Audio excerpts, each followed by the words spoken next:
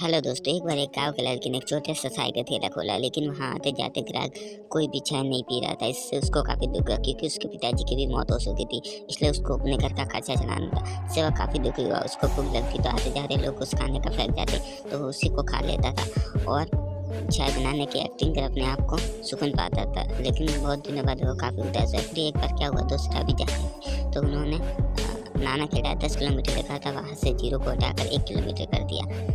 फिर धीरे-धीरे क्या हुआ, लोग आते जाते रहे और उस लड़की से पूछते रहे कि नाना खेड़ा कितना किलोमीटर है। फिर लड़का ने बताया इसमें है। वो वहाँ की चाय भी पीने लगे। धीरे-धीरे लड़के की सब अच्छी खासी चलने लगी और उसके पास पैसे भी आने लगे। लेकिन लड़के को यह पता नहीं था कि आखिर में ये भीड़ किस कारण लग रही है। फिर एक बार एक आदमी ने उसे बताया कि वहाँ नाना खेड़ा 1 किलोमीटर लिखा हुआ है। इससे जानकर लड़के को काफ़ी खुश होता है। उसके ऊपर जाकर उसे अगरबत्ती कर देता है। देखो इस वीडियो ने कैसे उस लड़के की लाइफ बदल दी। आपको वीडियो पसंद आए तो लाइक करें तथा चैनल को सब्सक्राइब करना ना भूलें।